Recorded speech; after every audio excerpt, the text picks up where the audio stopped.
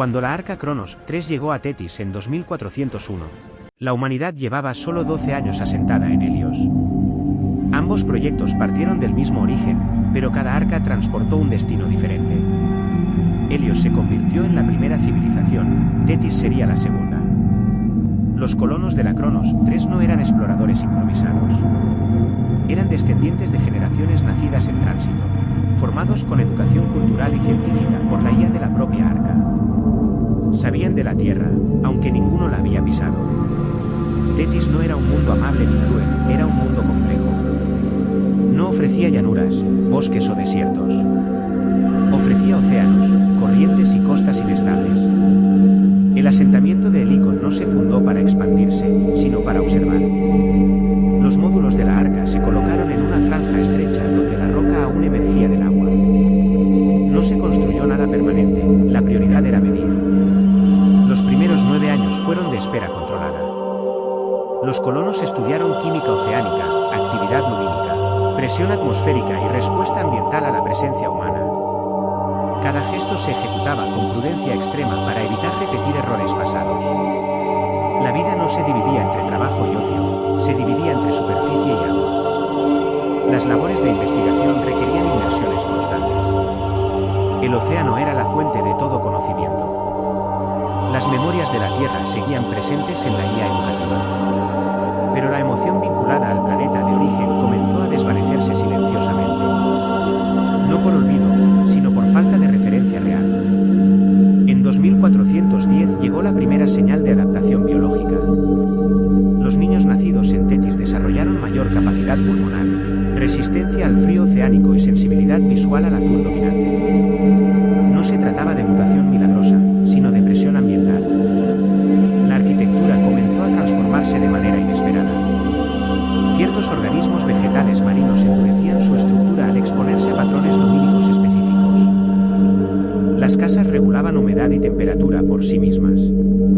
Crecían, se reparaban y se reciclaban sin dejar huella. Un asentamiento no era un objeto, era un organismo. Ese principio surgió por necesidad, no por ideología. Nada debía permanecer si dañaba el entorno. Tener una casa dejó de ser poseer, pasó a ser custodiar. La colonia superó los 2000 habitantes hacia 2430. Sin propiedad privada fija y sin escasez de recursos, la competencia social desapareció. El prestigio se midió no en acumulación, sino en contribución al equilibrio ambiental. Los niños no crecieron soñando con poder o riqueza. Crecieron preguntando dónde podían ayudar. La educación no enseñaba dominación, sino observación y simbiosis. La sociedad se dividió en funciones ecológicas. Custodios de arrecifes, navegadores de corrientes, observadores de fauna profunda, historiadores sensoriales.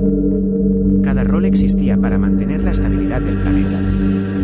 Las cadenas de mando desaparecieron sin conflicto. La toma de decisiones se basaba en datos ambientales, no en autoridad política. El océano marcaba el ritmo. El concepto de civilización estaba naciendo de forma silenciosa. Sin banderas, sin himnos, sin fronteras. Solo con adaptación. Tetis no estaba siendo conquistado. Estaba transformando a quienes lo habitaban. La tercera generación nacida en Tetis trajo consigo un cambio que alteró para siempre la identidad humana. En 2436, los análisis dermatológicos revelaron estructuras biofotónicas en la piel. Las células reflejaban y modulaban luz en inmersión. No era decoración biológica. Era comunicación. Era orientación, emoción y advertencia hecha luz. Los patrones lumínicos se sincronizaban con frecuencia cardíaca, respiración y química del agua. En la superficie apenas eran perceptibles, pero bajo el océano eran un idioma fluido. La luz se convirtió en un lenguaje social. Los niños crecieron sin distinguir entre hablar con palabras y hablar con luz. No veían el fenómeno como especial. Era simplemente humano, humano de Tetis. Para los investigadores, esto confirmó una hipótesis crucial. La humanidad no necesitaba terraformar un mundo para habitarlo. Podía transformarse para convivir con él. Los cambios sociales acompañaron a los fisiológicos. La identidad no dependía del origen ni de la genética, sino de la relación con el ecosistema. Cada asentamiento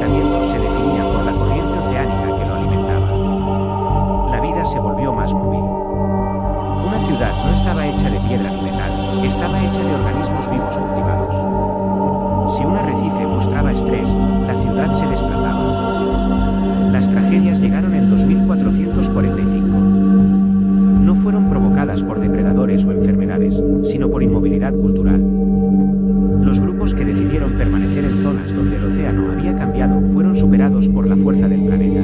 La lección quedó grabada en la memoria colectiva. En Tetis, sobrevivir significa moverse. Y con esa idea, la migración dejó de ser excepción y se convirtió en modo de vida. Hacia 2453 la sociedad vivió su primera bifurcación cultural. Un grupo defendió asentamientos mixtos, mitad superficie y mitad océano. Otro apoyó la inmersión casi total, con ciudades completamente sumergidas. No hubo conflicto. Hubo separación pacífica para probar enfoques distintos. La uniformidad dejó de considerarse un ideal. La diversidad se interpretó como ampliación de opciones de supervivencia. Tetis reforzaba cualquier comportamiento que favoreciera flexibilidad. La comunicación entre asentamientos dependía tanto de sonidos como de patrones lumínicos bajo el agua. La cultura escrita nunca desapareció, pero se volvió secundaria. La transmisión de conocimiento se basó en experiencias compartidas. La música evolucionó hacia patrones rítmicos que guiaban luces dérmicas en inmersión global.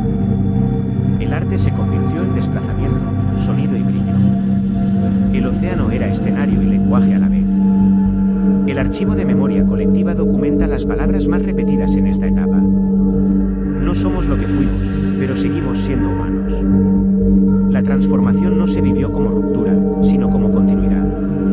En 2456, una delegación de Helios llegó a Tetis. No hubo choque cultural ni conflicto militar. Hubo desconcierto. Los heliosianos, altos y robustos, adaptados a gravedad intensa y atmósferas rojizas, se enfrentaron a humanos flexibles y acuáticos que emitían luz bajo el agua. El parecido físico aún era claro. La diferencia cultural era abismal. Un informe de Helios registró la impresión dominante. Son como nosotros, pero nacidos para un mundo que no sabríamos habitar. Y Tetis respondió sin complejos ni orgullo. ¿Somos humanos? Solo humanos de aquí.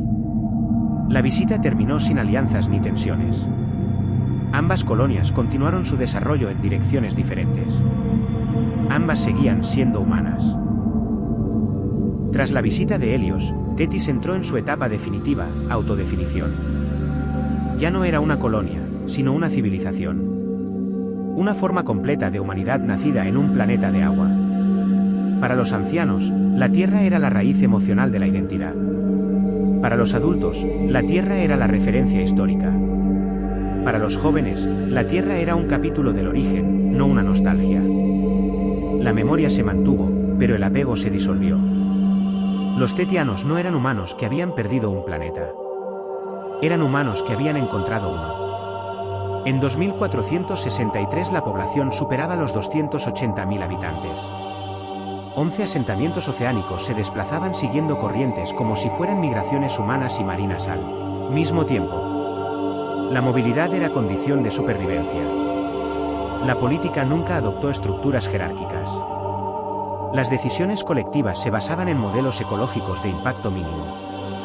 El poder no era un cargo, era una responsabilidad temporal. Los asentamientos no compitieron entre sí. Se consideraban partes de un mismo organismo cultural distribuido por el océano. La rivalidad no tenía propósito. La economía nunca se desarrolló alrededor del intercambio de objetos. El planeta no permitía acumulación material. El prestigio era conocimiento ambiental. El arte no buscaba representar el mundo. Buscaba sincronizar al ser humano con él. La creatividad era práctica cotidiana, no profesión. Las relaciones afectivas evolucionaron sin estructuras rígidas. Las uniones se formaban por afinidad y disolvían sin conflicto cuando cambiaba la corriente de vida. El cuidado se distribuía comunitariamente. Las ciudades eran vivas y reversibles. Nada se construía para durar más de lo necesario. Nada quedaba atrás como cicatriz. Cuando se preguntaba qué los definía como humanidad, la respuesta era constante. Somos los seres que aprendieron a cambiar sin destruir. Era una identidad, no una ideología.